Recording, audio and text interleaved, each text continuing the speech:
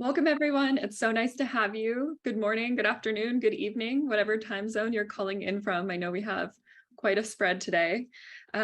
Welcome to Planet Women Presents. This is our ongoing speaker series, and this is actually our last Planet Women Presents of 2022. We are getting to year end, and we could not ask for a better topic or a better twosome to have presenting today. So my name is Joanna Marshall. I'm the Director of Development and Marketing for Planet Women. And today I will be facilitating alongside Kimberly Absher, our Marketing and Communications Associate. She will be managing the chat function and also reading out the questions that you have for audience Q&A. So as you are hearing everyone talk today and you get your questions, type them in the chat and Kimberly will save them until it's audience Q&A. So if you're new to Planet Women, we are a startup nonprofit that invests in women-led, women-focused solutions to the environmental crisis. We partner with organizations that protect nature in holistic ways while also supporting communities and growing women's leadership. So it's a win-win-win. And we love spotlighting the work of our incredible partners, which is what we are going to do today. So today the spotlight is on Jolu Technical College, deep in the rainforest of the Congo Basin, and on Congo Education Partners, a nonprofit that was founded to support the college. The story of the college and the community in Jolu is incredibly inspiring, and I'm very thrilled that we have two people to give us a first-hand account of that story today. Next up, we're going on a virtual journey into the Congo Basin rainforest and to the Democratic Republic of Congo. We will watch a short film that will transport us out there, and you'll hear from some of the faculty and students at Jolu Technical College. After the 10-minute film, we'll get to have a conversation with the filmmaker himself, who's here today, Papi Orion Rizibuka. He's a Congolese filmmaker, creative director, author, and founder. And Dr. Ingrid Schultz, who's the founder and board member of Congo Education Partners. Yes, and cheers for both of you. Welcome. So Ingrid holds much knowledge about this part of the Congo Basin. She has worked with Albert Lokasola, the founder of Jolu Technical College, for 16 years on education and health projects, most notably on the college in the Chuapa province of the Democratic Republic of Congo. And outside of his job as creative director, Papi is an advisor for Congo Education Partners and the founder of his own nonprofit, Focus Congo.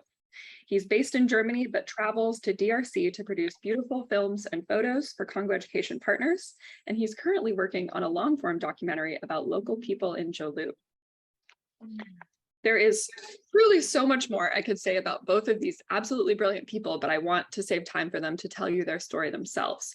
So next up, settle into your seats, buckle up. We are going on a tour of the Congo. I'm going to mute you so we have good sound.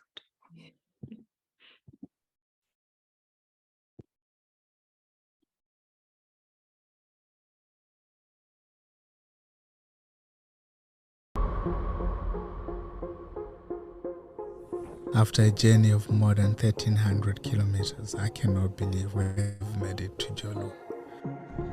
Jolu is a territory in the Chuapa province, which is one of the least developed and most heavily forested area in the Democratic Republic of Congo. I have traveled to many places throughout the world, but this journey to Jolu has been the most difficult and challenging, yet the most fulfilling journey I have ever embarked on. Why Jolu, you might ask? We have been invited to visit Jolu by a non-profit organization called Congo Education Partners to see the work they are doing with the Jolu Technical College. C'est Bibi Chimpanga, postenu c'est le FACA. Alors les études c'est mieux pour nous les femmes aujourd'hui. Si une femme aussi, elle a bien étudié, ça donne aussi, ça ouvre la porte pour les travaux. J'ai choisi l'USDR. Par plusieurs des raisons. Le changement climatique, c'est ça aussi ma sujet, qui montre que le monde a des changements aujourd'hui. Alors, il faut prendre des précautions, des leçons sur base de ça. Parce qu'auparavant, on a eu quand même le temps pour cultiver. Mais aujourd'hui, il y a quand même la perturbation totale climatique. Il y a aussi beaucoup d'espèces qui disparaissent. Exemples comme les bonobos, et tout consort. Alors, par rapport à cette option, là, nous recevons des cours qu'on peut protéger les espèces-là. Parce que pourquoi on conserve ça? C'est pour donner aussi l'occasion à nos enfants qui viendront de trouver ça. Parce que même moi je n'ai pas vu l'éléphant à l'île. My name is Papi Orion. I'm a Congolese and I love Congo. My goal has always been to travel around Congo and highlight the hidden beauty, the quiet strength of our country as well. I also wanted to highlight the great work that is being done by amazing non-profit organizations and individuals. This is why I traveled all the way from Bukavu, South Kivu, to Congo's deep rainforest.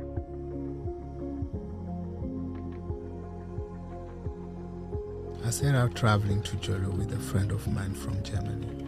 He also wanted to experience the beauty of Congo and of course was curious to see this place called Jolo. Our journey began in Bukavu, South Kivu, where we took a boat across the beautiful Lake Kivu to the city of Goma, where we were able to catch a flight to Kisangani in the Chopo province. Once we arrived in Kisangani, we were able to visit the Nkrobo Wagenia tribe on the Congo River. We spent time with them and heard about the history of this area and experienced the amazing resilience and the famous fishing skills of this tribe. The next step of our journey from Kisangani to Lokuto will be by boat, an old wooden overcrowded boat. These boats are infamous in Congo as being one of the most dangerous means of transport you can take. This experience for us though was amazing. On the Congo River, second largest in the world. Second largest rainforest. And river. Yeah, and river, but the most precious in the world.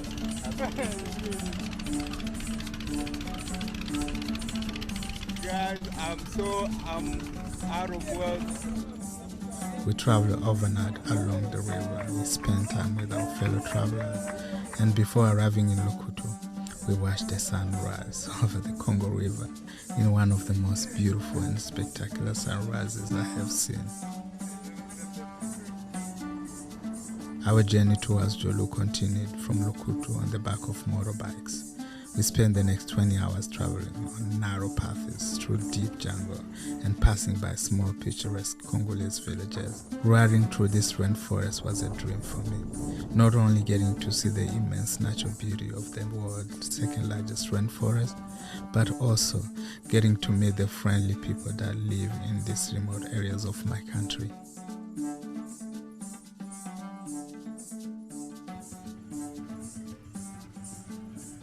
We're in the middle of the rainforest. I can't believe it. Jolo Technical College was founded in 2004 by a local non-governmental organization called Vie Sauvage. This college provides higher education and training to local students who would otherwise have traveled this long journey to get an education.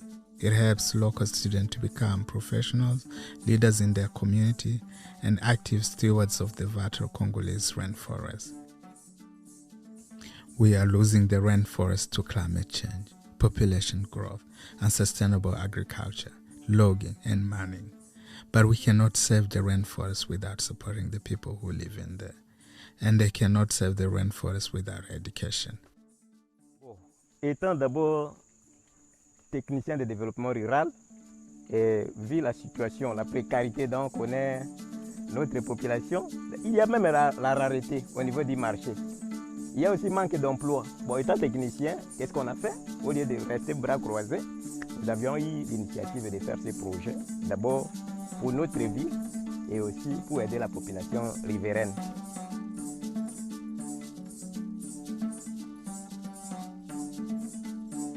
We had the opportunity to talk to students at Jolo Technical College.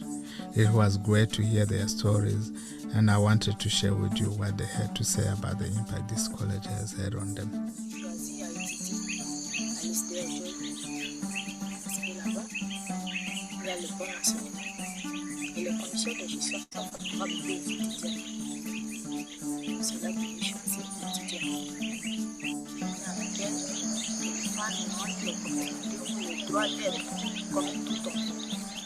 Étudier, avoir l'autonomie, faire aussi les travaux, être capable de se défendre de les choses soi-même. Mon nom c'est Michel Bokuta, j'étudie à l'USDR Jol, j'ai fait eaux et forêts. J'ai choisi les eaux et forêts pour conserver la nature. Je vais donner les causes qui a fait que l'espèce bonobo soit en voie de disparition. Moi, étant ingénieur forestier, je ne peux jamais écrire le demande d'emploi pour solliciter un travail, mais je dois créer les emplois. Étant ingénieur forestier, je peux faire les piscicultures, les élevages, les conservations de quelques espèces naturelles. Merci, j'ai fait le choix d'étudier à l'UDEJOL parce que là-bas, il y a des professeurs de bonne qualité, il y a la bonne formation de qualité, il y a des professeurs de qualité qui nous enseignent la spécialité de l'environnement durable, l'environnement et le développement durable. Parce que là-bas, nous allons créer des emplois pour lutter contre la pauvreté.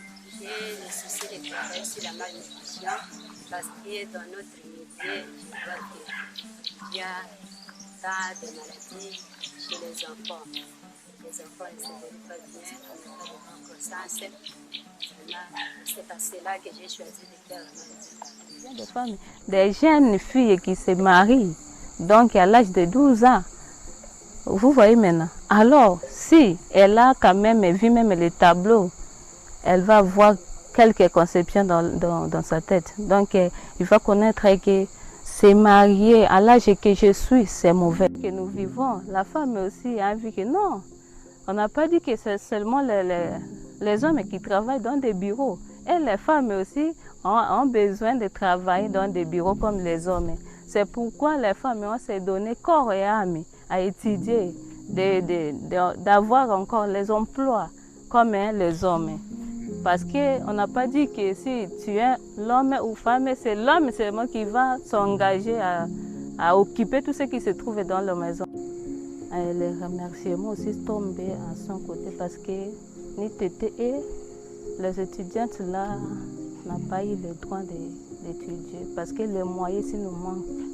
Alors, par leur intervention aujourd'hui, nous avons bénéficié beaucoup des élèves, filles. Although Jolu is isolated, I must say I have learned a lot in my short time here, and I am returning home knowing that great work is being done by Congo Education Partners and the Jolu Technical College. Not only can I now say I have visited this place, but moreover, I know I want to be part of making a greater impact by continuing supporting organizations that are working towards a better future for us all. You can also be part of this by supporting the work of Congo Education Partners to continue providing education to students in Jolu, and especially education to the women. I know this video is short and only touches a little of the immense work being done here in Jolu, but please check out their website to see even more of their work. The success story is the future vision of the work which is being done by the amazing non-profit. Before you leave, remember to hit the subscribe button and make sure you share this story if it speaks to you somehow. And remember that we are in this together. We continue taking you to places and showing you people that are making big impact in our country. And know that, nous sommes ensemble. God bless you and take care. Yes, if we were in a real room, I think you would get a big round of applause. So know that that's happening right now, Pappy. So nice. Wow, I've watched that movie so many times, but every time it's still so moving. It's really beautiful. So I feel very lucky to have you here today, Pappy, to tell us a little bit more about the film and yourself. So I think let's start with that. I would like to ask you first, Pappy, tell us a little bit about how you made this film and what inspired you to work with Congo Education Partners. Thank you very much, guys. Planet Women, for all of you guys, for the opportunity to share a little bit about a Congo education partner and what they're doing in Jolu. It's always a pleasure. I get so excited always when I'm invited to share a little bit about Congo. And so, yeah, as you say, my name is Papi Orion and Rizibuka. And yeah, I was born in the eastern part of the Democratic Republic of Congo. And so, but I left when I was a kid. I will share about that. I guess I'll share about that later. But I will focus on what really pushed us to make this film and the process it took for us to be able to do it. So I've been working on a project called Kitokoyo. Kitokoyo meaning is a Lingala word meaning this beauty. So we were looking at what was being said about Congo and the image that has been portrayed in major media outlets of the world. And it was this image of Congo is a red capture of the world, you know, a place that you don't want to visit, you know, not many media outlet that talks about the beauty of Congo, the potential of Congo. And this is when we decided we want to try and focus on the hope and the beauty of Congo. So Kitokoyo came about. Kitokoyo, the quiet strength of Congo. And when we started this, and we saw we had a lot of following, especially we had following in the Congolese diaspora around the world, saying, "Wow, we didn't know this existed in Congo. Can I follow you?" And we had a lot of people that came with us, and we say we want to continue doing this. But in the process of discovering the beauty of Congo, we start realizing slowly that the beauty of Congo was in danger. You know, we photographing landscape, taking videos, and looking at the resource. We're like, wait a minute, we want to continue showing this beauty, but this beauty will no longer be here. And this is when actually in this midst where we're wondering what we're going to do, that is when a friend of mine from Australia called Ryan Carter contacted me and said, some guys from Jolu have contacted me and wanted you to, they wanted us to go there and do some pictures and do some videos for the college. And I'm like, where's Jolu? I never heard of Jolu. Ever since I knew there was a Congo deep rainforest and all of that, but I never know Jolu. And I started researching, and as I researched, I saw this little village somewhere. I'm like, wow, that is very, very interesting. But on the map, I saw the jungle and I saw the beauty. I'm like, I want to go and tell the story of Jolu. And in my mind, I was thinking that I think the people have never reached there, so there must be it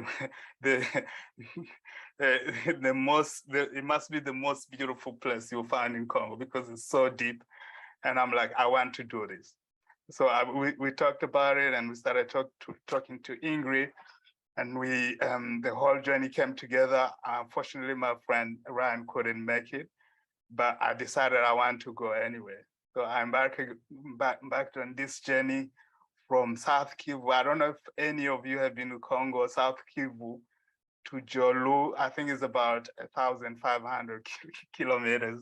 And so you basically from Bukavu, where I come from, which is really close to Rwanda. You take a boat through the Lake Kivu and then get to Goma, and from Goma you take a flight to Kisangani. And once you get to Kisangani, that's where the journey started becoming very difficult, because now the transport there, you either take a motorbike all the way or take a bus from there to a place called Lokutu. And at this point, we decided we want to take the boats because we wanted to get that experience the people that go on a Congo River take. And so it wasn't disappointing. The ride on the boat was the most amazing experience that I've ever had. You know, being able to see the landscape, the people that live along the shore of Congo River. if you are traveling on the river, on the Congo River, you don't see the distraction, you don't see the logging. You see it as with its natural beauty, and it gives you the most amazing feeling you could ever have. Because, and when you get out of the Congo River and now starting traveling by motorbike, that's when you started seeing some kind of distraction. You see where people are living. But also, this distraction gave me a different thought. I'm like, wow, I see these people are unreachable, but you know, we going to this amazing college, Jolu Technical College. How did they get there? How did they establish this? And this gave me also the zeal to continue and get to this place, Jolu. The journey wasn't very easy because at some point we got arrested by the Dejem, what will I call that? Ingrid, what this like the Home Affairs office, and they were asking me for visa, right. And because I was with the German as well, they're like, okay, you guys, you are here illegally, even though I'm a Congolese, but and at some point, even as I talked to Ingrid, and they were telling me, if you want, you can actually go back. You don't have to continue. But I said, as I was going through this travel and talking to different people, even until the issue went to Kinshasa, I was like, maybe I'm going to prison. But my hope was that if I can only get to Jolu, I think I'll be fulfilled. And thank God they managed to release us after a night, and we continued our journey to Jolu. And as I go to, as we traveled with the motorbike and meeting different people and talking with them, and also seeing some of the places where there is no education and stuff.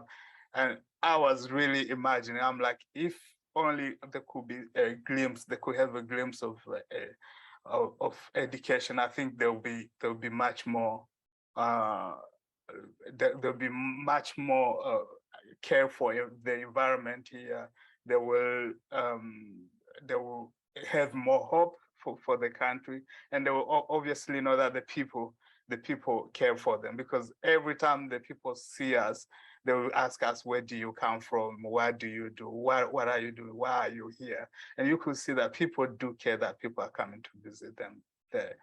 And finally, we reached Jolu.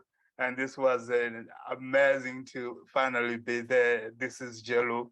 And the time we reached, we started working because we had only one day there to do. So the stuff I did was during my travel, and Jolu itself, I spent just one day to talk to the student, to film some interviews, and to drive back to Kisangani.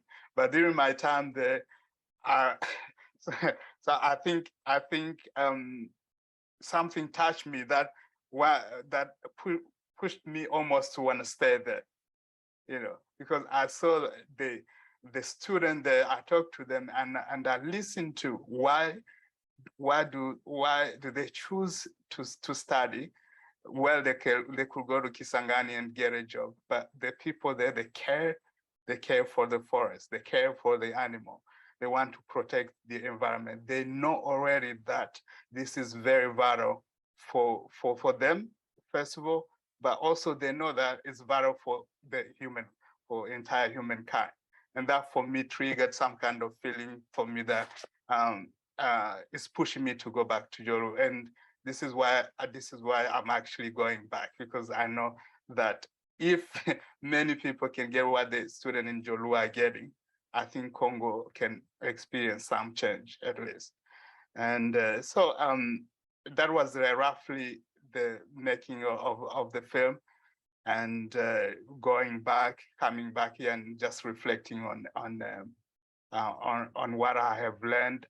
I must say I've learned quite a lot just being in the Jolu, because I've never been in an environment like that where people have so little, but they are willing to give up everything in order for them to protect, you know, this treasure, the quiet strength of Congo.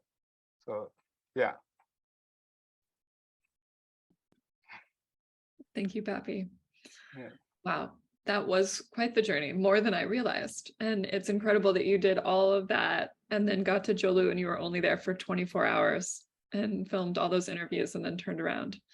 Amazing. Thank you. And you alluded to this a little bit earlier, but I know that you have an amazing life story, so amazing that it's been published in books. And I'm sure we could dedicate a whole event to it. So would you share a little bit of your personal story today, whatever you feel called to share and have time for? Yes, with you guys. I feel like I'm in a family, so so yeah.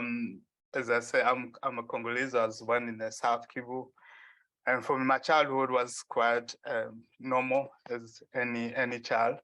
I grew up in a place where when I wake up, I saw beautiful mountains, and we had a forest right close to us. And so over Christmas Eve, me and my parents, we would go to the forest and we'd do bonfire in the middle of the forest, and that was amazing. We didn't burn the forest though, so we knew how to protect that. And so that continued for years until I was 11. When I was 11, unfortunately, the war broke out in Congo, and this really brought fear on everyone, and for every able-bodied, we became a prime target for recruitment for the armies at war, and especially for the young people. And I'm just going to go quickly through it. I have 3 minutes. In my case, I have 3 different armies that want to recruit me. So there was one army called the Mai Mai. They believed to have a supernatural power. They don't die with bullets and stuff. And this was one was led by my uncle. And so there was also the rebel movement, which the former perpetrators of the genocide in Rwanda, called the Interahamwe. And so these ones, they were also after us. And then another one which was led back then, Kabila was a rebel. So they wanted to get Mobutu out of power. And so because of that, we lived in fear. They will come to our village, the rebel will come and they will kill people. They will accuse you of something, they will capture women and they will rape them. And so we see this in our eyes. In my own experience, I saw my little sister being raped in my eyes, and I fought for her freedom. I went and disturbed them. Unfortunately, she was raped by 2 men, and the third one couldn't because we disturbed them so much. And this was some of the story that really, made my whole childhood. I became angry. I wanted to grow faster so that I can be able to fight. And at some point I wanted to actually join this movement also so that I can possess this gun and be able to fight these people. But at some point when I was already, the attractive movement for me was one led by my uncle. So they have already taken me in that movement, and I was doing stuff for them. And my father felt fear in any of this movement and advised me to flee the country. And so my father came early in the morning around 4 o'clock and sent me into the unknown. And so we have seen everything that has happened to the kids that ran away from the movement. They will cut them to pieces.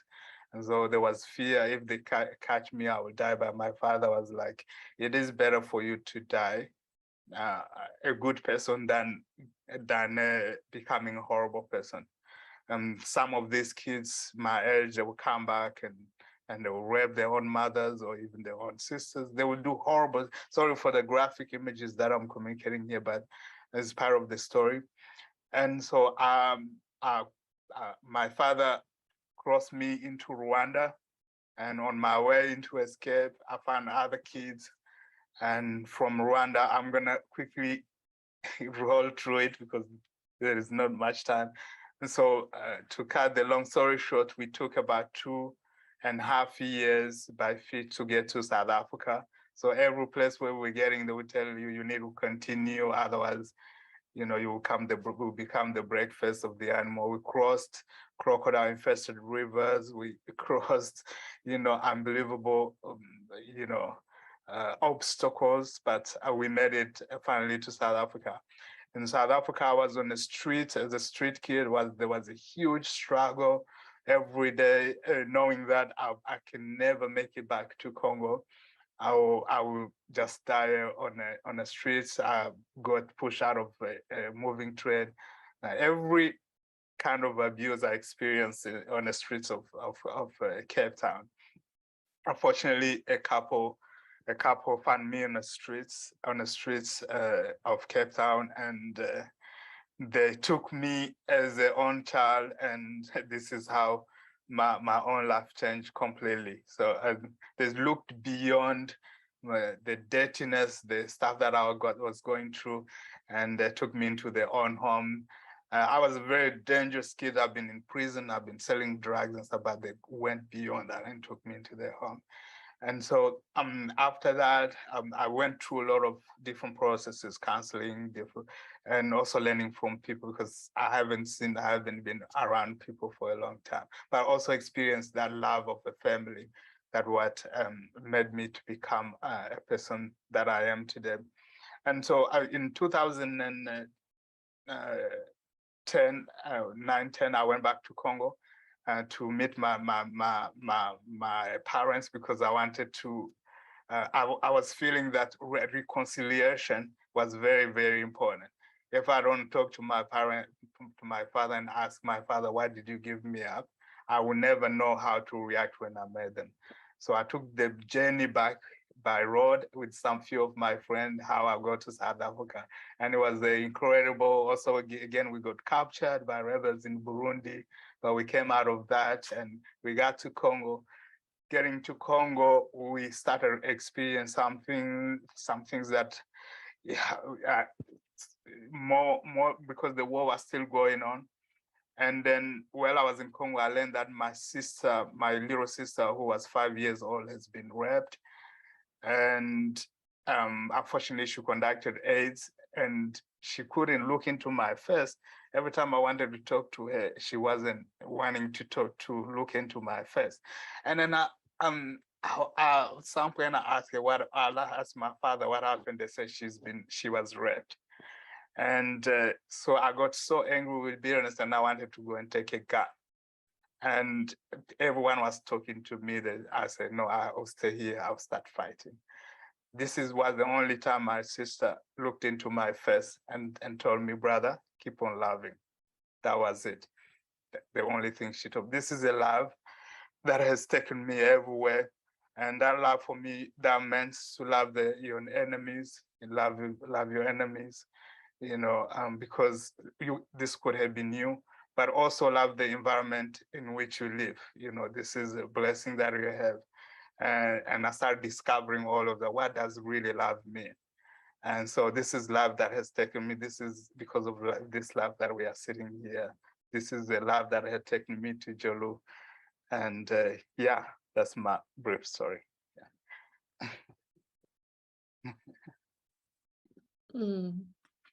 Thank you, Papi. Yeah.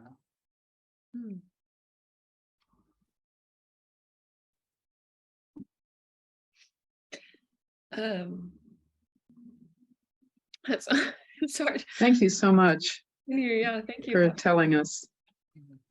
Sorry for. No apology. No. Yeah. It's fine. It's amazing.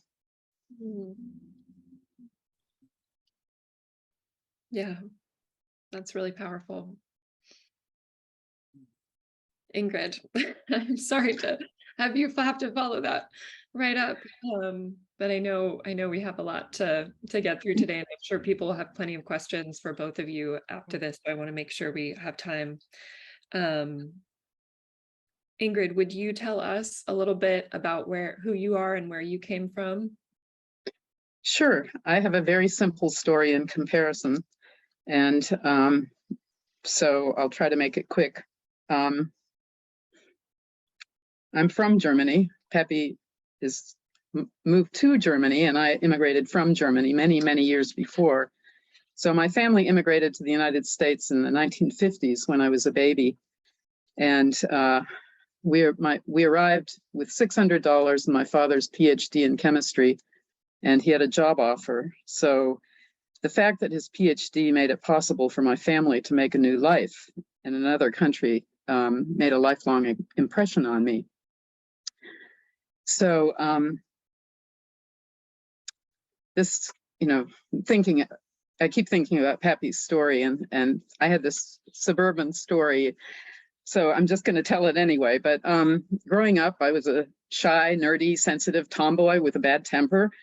And we moved to Texas, and it didn't help that we didn't fit into American culture at all, and especially not Texas culture, though I've come to love Texas now. As my brother put it, we grew up on Schultz Island. That's my last name. I didn't know any other Germans. My parents had thick German accents. We lived differently. We read books instead of watching TV. We didn't own a TV. We went hiking on Sundays instead of going to church. We ate different foods, et cetera, et cetera. My parents sympathized with the civil rights movement and opposed the war in Vietnam. But most of our neighbors in Austin were the opposite of us in that regard. And it was a very conformist time in the US, not that long after the World War II. And so being German was definitely not cool. And unlike Spanish-speaking kids, I had no local culture to connect with, so I was pretty alienated growing up. I probably also had some undiagnosed speech problem, maybe because I was a left-hander who was forced to write with my right hand. And so I found it really hard to talk a lot, and I was shy to begin with, like my mother. So I guess it runs in the family. So I learned to fight with boys in my elementary school, like when they called me Sergeant Schultz, because my last name is Schultz. Just like a foolish German guard in a prisoner of war camp on a TV show called Hogan's Heroes, which I recently watched a couple of YouTube clips of it, and it was really quite amusing. But yeah, Sergeant Schultz was terrible. So I took offense at that at the time. So graduating from high school felt like getting out of 11 years of prison. I never fit in, it seemed like, and college was wonderful. It was wonderful to get to the University of Texas, and I got a degree in German Lit. I was fluent in German, but still needed a big change in my life. I was kind of like Austin was home. So I took an exchange scholarship to study chemistry in West Berlin. When it was still West Berlin, Berlin was divided up, Germany was divided up into two countries. So I still love Texas, I would say, despite the politics, but living for 3 years in a divided Germany during the Cold War, and then living for 30 years in Washington, D.C., turned me into a citizen of the world. And I've traveled a lot and have friends from all over the world. So I guess that's one of the reasons the thought of starting Congo Education Partners made sense to me. But one super important factor is I met Albert Locasola, who's the founder of Jolu Technical College, also known as DTC, or in French, ISDR Jolu for Institut Supérieur de Développement Rural. So sometimes I use those interchangeably. And then also I had personally felt the injustice of not having a voice, because I've often had a hard time talking at all, especially when I was young. And it was pretty obvious that people in rural Congo, especially women, did not have a voice in the world. I also empathized with the Congolese people because they had just been through a horrific war, the same war that Pappy was talking about, called an African World War, the first African war, hopefully the only African World War, that involved 9 countries. And most of the world seemed completely oblivious to it. And yet, after the war, there was no Marshall Plan to rebuild Congo, unlike Germany. And this was despite the fact that Germany was the aggressor in World War II. So that really, I have a really strong sense of justice. And that, you know, that was another reason why I really felt simpatico with Congo. But most important of all, I started CEP because I was convinced of the power of education to give people a voice in the world. Thank you.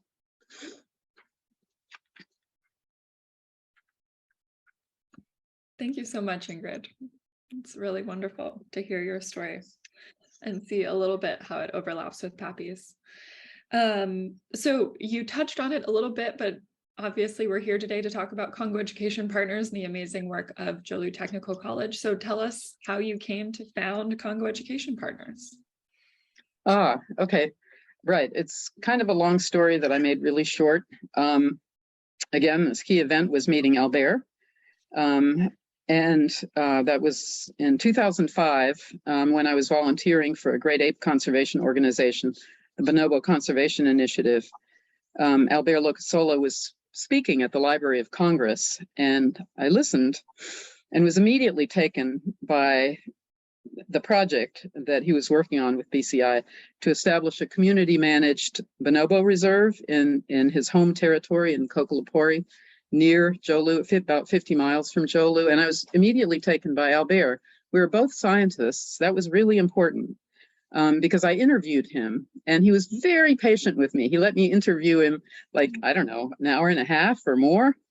And I asked a lot of questions. That's one of my characteristics. So we hit it off. And so soon after that, I had this brainwave and went to talk to our mayor and started the precursor to CEP, which was the Kokolopori Falls Church City Sister City Partnership. And basically we were doing community development projects in Kokolopori where the reserve was being developed. So in 2008, I went to Congo for the first time, and it was one of the most amazing trips I've ever taken. So when the bush plane from Kinshasa landed on the Jolu airstrip, after 5 hours of flying over the rainforest, I knew I'd come to a totally different reality. It was amazing. And we stayed for 5 weeks, and I, as usual, I watched and I listened. I'm an introvert, so I always watch and listen. And then had so many things explained to me, asked a lot of questions, and I also saw my first bonobo in the wild. So the whole thing was totally a life-changing experience. And one of the most important experiences was meeting Locasola's sister, Veronique, who was just this wonderful young conservationist who seemed to have a bright future ahead of her. But within 6 months after I met her, she died of a completely preventable illness. And I tried to get her medevaced out of Jolu, but I couldn't. It was impossible. I begged authorities. She wasn't American, so it was impossible. And she might have survived if I'd been able to do that. So ultimately, Veronique became one of my inspirations for starting CEP also. And there's a little tiny bit of video left that I did with her that's on our YouTube channel. And then on my second trip to Jolu in 2011, I spent part of the time alone in Jolu, just collecting information, just sort of snooping around and talking to people and watching and getting a sense of people, sense of place, to see whether the college was a viable institution.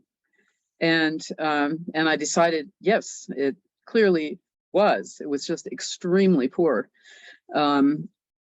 So when Albert and I discussed it later, we agreed that the best way to make a lasting impact in the region would be to help fund the college, as opposed to what we were doing before with the Sister City Partnership, which was a little of this, a little of that, and I felt like nothing much was coming of it, really. So then in 2013, Suzanne Littner and I co-founded Congo Education Partners. And so for the first 7 years, CEP was under the fiscal sponsorship of Multiplier, a California-based nonprofit incubator. And then in 2021, we spun off as an independent North Carolina-based nonprofit, and the rest is history. So that's that story. Congratulations. Thank you. Yes, thank you for sharing, and congratulations. I didn't realize that was so recent that you got your nonprofit. Amazing. A lot of work. Thank you. So I have one more question for you solo, Ingrid, and then I'll have one last one for both of you. I know that protecting the Congo Basin, and at this point, I feel like everyone has woken up to the fact that the Congo Basin rainforest is very essential to mitigating climate change and regulating our atmosphere. What people might not understand is the role that higher education and rural colleges like Jolu Technical College play in protecting the rainforest. And so I would love for you to talk a little bit about that and also touch on the importance of educating Congolese women in particular. Thank you. Yeah, I really struggled to make this short. So anyway, I hope it all makes sense. So sort of as background, it's important to know that when the DRC gained its independence from Belgium, I guess it was Zaire then, the vast majority of Congolese were not permitted by the Belgians to be educated beyond primary school. There were just a handful of college graduates in the entire country, which is, well, as somebody who's into education, I won't say anything more, but unimaginable. So fast forward 60 years, and DRC's rainforest is now suddenly seen by the developed countries, many of whom, which have benefited from the exploitation of Congo's natural resources for decades, if not centuries. The rainforest is being seen as crucial for keeping carbon out of the atmosphere.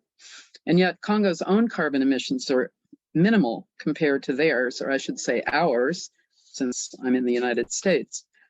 But meanwhile, a college education is still a distant dream for most rural Congolese. Yet how is it possible? How can you save the rainforest, so to speak, without educated people? And the way Albert puts it is successful conservation requires that people know why they should protect their forests and how they should do so.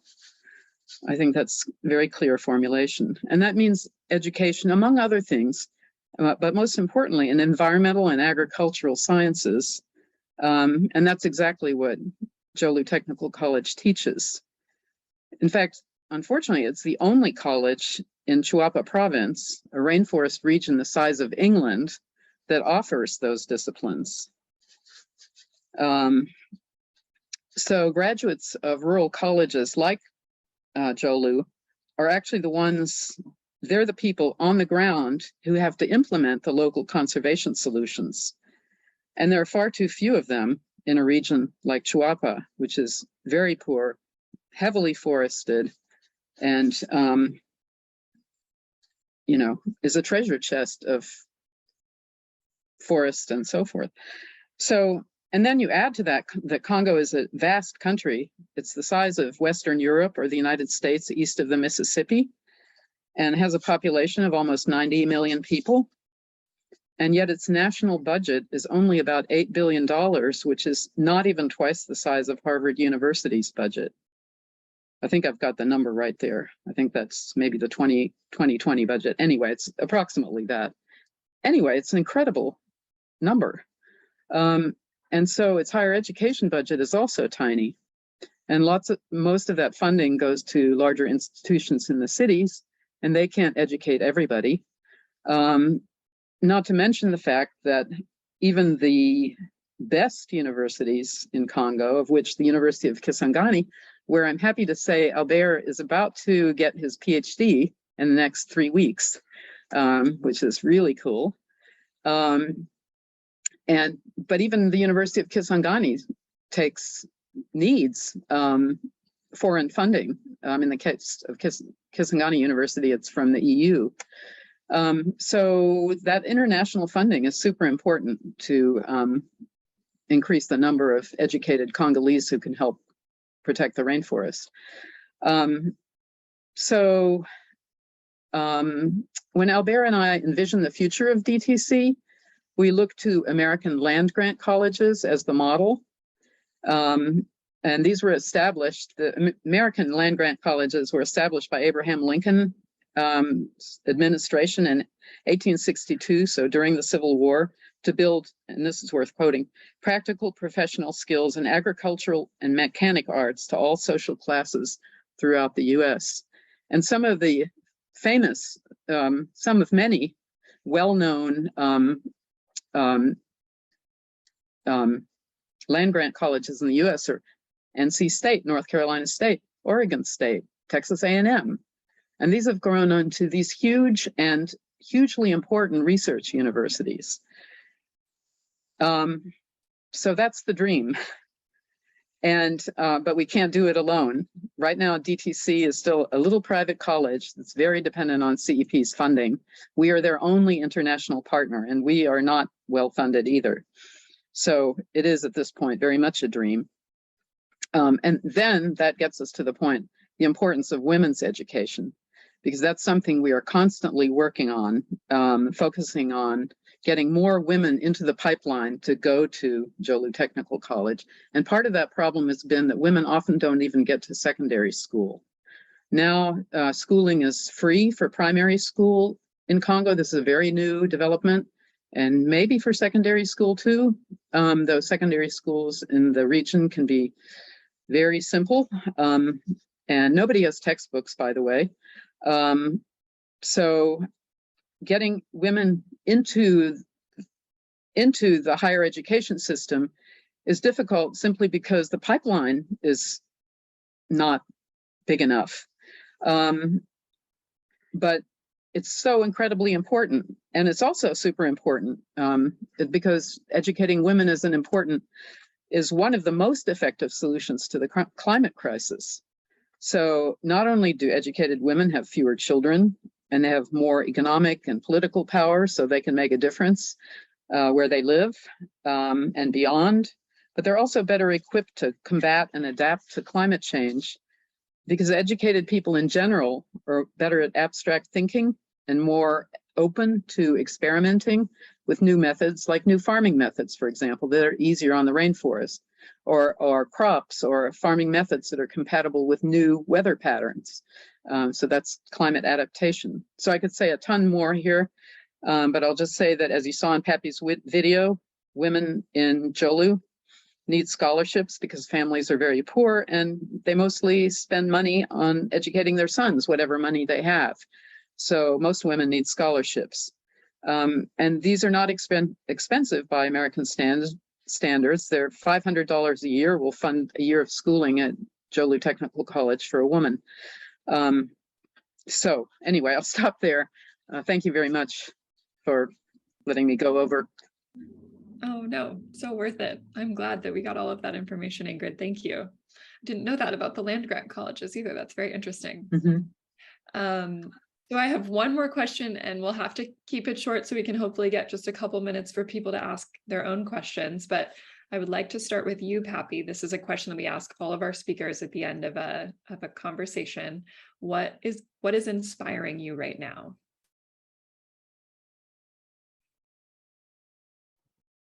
Yeah, thank you for the question. It's very hard. It's a very hard one because I'm thinking a lot about Congo nowadays. I'm seeing, being from Eastern Congo, I just came back, I think a month ago, and there was again troubles in North Kivu. And that was for me a very, very difficult time to see, because we've been fighting for the war to end. And we've been trying to internationally to create awareness so people get to know how important Congo is for humankind, you know, for the rainforests, the resources, you know, the land that Congo has, but the world doesn't know much about Congo. So that really pains my heart to see what is happening around the world. But people, their attention is growing hugely to those areas, and Congo, nothing. And sometimes I'm just here, I'm crying just to know, like, I wish people can listen to us also, like that. And so, yeah, what is it? Having said that, I think I'm really inspired, like right now, to be sitting here with you all talking about Congo, and hopefully together in this room, we can put our force together to make a little impact on making a change in Congo, and maybe supporting women in Congo to have a better education. Or yeah, maybe there's other suggestion on how we can help Congo. So Congo Education Partners there. So that has been inspiring me a lot. And I'm going to Jolu soon, in a week or so. So yeah. That's wonderful. Yes, I hope people in this room can help as well. I know that will make a big difference. Ingrid, would you answer the question as well? What is inspiring you right now? Sure. I'm answering it in terms of what inspires me about Congo, in particular, the Jolu region. So I would say it's the people. I mean, I love wildlife, I love rainforests, but it's people who protect it, people who take care of it. And I've met really remarkable people there. And I just have just the deepest respect for what I would call their everyday heroism. Their toughness, their resilience, their resourcefulness, and their ability to find joy in really difficult circumstances. Where many Americans, present-day Americans, maybe not frontier Americans, but present-day Americans would have a hard time surviving. So I just am in awe of the people that I meet there. And I love their curiosity and thirst for education, especially when I've seen it in women, because women's lives are even harder than men's because of their endless childbearing and their endless farm labor. I love how the Jolu professors are a tight-knit group that devotes their lives to educating young people in the region. So there's a cadre of professors that are devoted to the college. I wish they had textbooks and a proper library and more than 5 laptops for 100 students. But I love how the students help each other when somebody doesn't understand something. They use a syllabus, I should clarify, rather than textbooks. The professors write up a syllabus for each class that they teach, and then the students buy a copy of the syllabus. So that's how that works. And I love how anytime there's a public event, for example, student thesis defense, or visitors from the Harvard Bonobo Project in Kokolopori, that so many people come from the community just to learn more or just out of curiosity. And so it's wonderful to see people's curiosity. I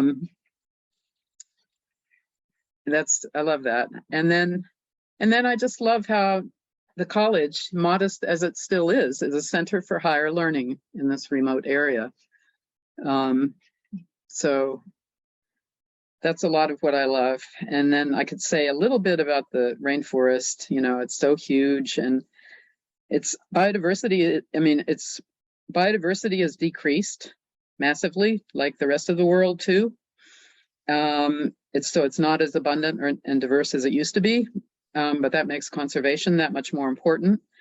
And but there are all kinds of species that have not been identified by scientists. Local people know them, but they haven't been identified by scientists, so they don't have a real scientific name, so to speak. So I just have to say that one of our cool new projects that we're working on building up is working to develop a project on bird diversity in the region. So we're very excited about that. I'm also inspired by the people of the Kokolopori Bonobo Reserve, where some of the Jolu graduates end up working. And I'm proud that it's one of the most important places for bonobo conservation and research in the world. That's in the field. So bottom line is I'm inspired.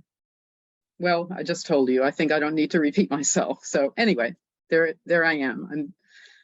I love this project. Thank you. Wonderful list, Ingrid. Thank you. Yes, so many wonderful things to be inspired by. I appreciate that. So I know that we are 1 minute over. If Pappy and Ingrid can stay for a couple minutes, I would welcome anyone that has a question if you would type it into the chat, Kimberly will be able to read it out loud so they can answer. Yes, let us know. Jojo, we got a question earlier. What is one thing listeners can do to help? Who would like to take it? I can take that. The bottom line is, I'll say exactly what CEP needs. We need more funding. We need more board members. We need more networkers, people who care, who want to learn, who can connect us with news media. So some articles can be done on Joliu Technical College and what's happening. And always funding. We're always hurting for funding, obviously. Help getting more board members is really important too, in the sense that, you know, especially people with big networks. So I'd say that's several things, more than one. Anything you want to add, Pappy, about what people can do to support? I think Ingrid has said a lot, but I mean, being from Congo, I think it's really, I see the need for women education. I see not only in Joliu, the whole country, that women are left behind in every sphere, and it would be really nice, good for us to think about women in the DRC. And we as well know what they have gone through during the war and what they're still going through. They're marginalized, and there is a huge problem of rape also in the Congo. And women are often stigmatized once they've gone through a situation like that. But if women are educated, they can also understand their right, and even how they can come before the law when something as such happens. So we have to think in all this direction to really support the women of Congo. And also women are respected more if they're educated and if they make money. Yeah. So that's really key. Well, yeah. And they're also more reliable in our organization. If you're giving funds to men, usually, well, I'm not generalizing here, but it has been, many organizations have seen it. Like if there's a lot of corruption, men usually squander the money, and women are always there to protect. And we have seen it from my organization as well. So it is very important to have those women in a deciding position. Thank you. Any other questions that came in the chat?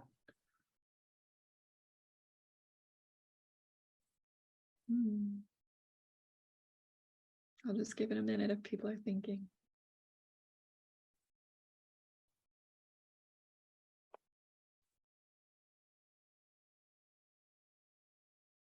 Okay.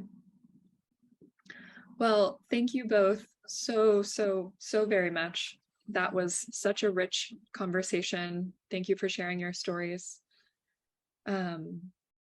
Yes, Marja, there will be a link. We will send a follow-up email to everybody who RSVP'd. So even if someone wasn't able to attend, they would still get this email. And it will have a link to the recording of the event, as well as, again, the link to Congo Education Partners and some other relevant resources so that you can follow up and learn more and hopefully donate if you have something that you can give to support. Because as we've heard today, this work is critical. And what an amazing group of people that you would be supporting, leaders like Ingrid and Pappy in their work. So thank you both so much for being here today. Thank you so much for having us. It's really, I'm really touched and really appreciate it. Yeah, thank you very much. We appreciate it, Congo. On behalf of Congo, we are very, very grateful, and I hope this is just a beginning. Maybe you have us again one day. Oh, That would be nice. we would be lucky. And I just want to say, since this will go in the recording, we had one final question from Christine asking how much is one scholarship for one student? And are you able to answer that? Ingrid, I believe you said, is it $500? That's correct. Yes, $500. So for 1 year. Yeah. here. Wonderful. Thank you so much, both of you. I hope you have a wonderful rest of your day and weekend. Happy, we look forward to seeing more videos and photos from you. I cannot wait for the documentary that's coming. Yeah. And I follow you on YouTube, so I will get the updates. And Ingrid, Cool, thank always you. lovely to work with you, and Congo Education Partners. So thank you both so much. Everyone, you're free to unmute yourself if you want to say goodbye before you sign off. Thank you. Thank you Take so care. much. Bye-bye. Thanks so much for coming. You. That was Thank so you. lovely. Thank you. Thank you, everyone.